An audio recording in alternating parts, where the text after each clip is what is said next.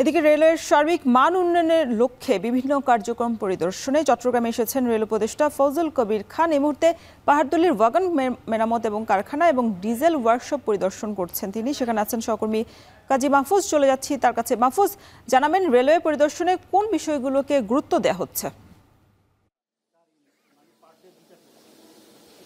রোশন, আপনি জানেন যে দীর্ঘ 2 যুগ ধরেই কিন্তু বাংলাদেশ রেলওয়ের একটি প্রচলিত প্রথা, সেটি হচ্ছে আয় থেকে ব্যয় বেশি। অর্থাৎ যে পরিমাণ রেল আয় করে তার চেয়ে 2 থেকে আড়াই গুণ বেশি ব্যয় করে। সেই জায়গাতে আসলে রেলকে কিভাবে লাভজনক করা যায়, একই সাথে অপরিকল্পিত ব্যয় কিভাবে বন্ধ করা যায়, সার্বিক বিষয়গুলো দেখার জন্যই মূলত রেলপথ উপদেষ্টা ফজল কবির খান আজ চট্টগ্রামের রেলওয়ে পূর্বাঞ্চলের পাহাড়তলী অংশে যে ওয়াগন মেরামত কারখানা রয়েছে সেগুলো পরিদর্শনে এসেছেন।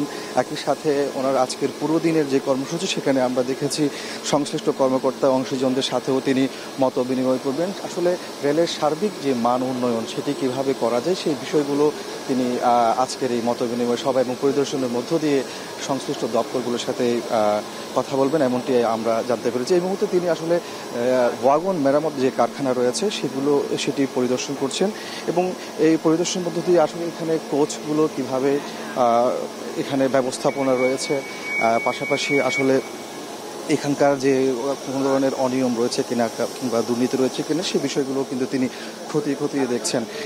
পাশাপাশি আপনার মাধ্যমে বলে রাখি যে বাংলাদেশ রেলওয়ে পূর্বাঞ্চলের আসলে যে পরিমাণ সম্পদ রয়েছে সেই সম্পদগুলোর যথাযথ ব্যবহার হচ্ছে কিনা, পাশাপাশি অপরিকল্পিত কোনো ব্যয় এখানে হয় কিনা সে বিষয়গুলো কিন্তু তিনি দেখছেন। পরবর্তীতে আসলে পদক্ষেপ গ্রহণ করবেন, তেমনটি আমরা সংশ্লিষ্ট যারা কর্মকর্তা রয়েছে তাদের সাথে কথা বলে জানতে পেরেছি। বাংলাদেশ রেলওয়েতে আসলে এখানে একটা প্রচলিত প্রথা রয়েছে যে যাত্রী পরিবহনের ক্ষেত্রে রেলওয়ে যে পরিমাণ আয় করেন সে পাশাপাশি তার চেয়ে বেশি আয় করে থাকেন মূলত পণ্য পরিবহনের ক্ষেত্রে।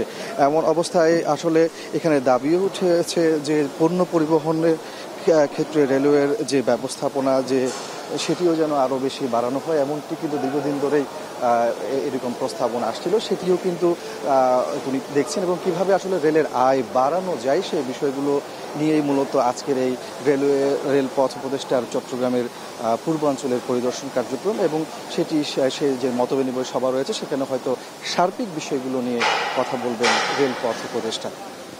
নমস্কার।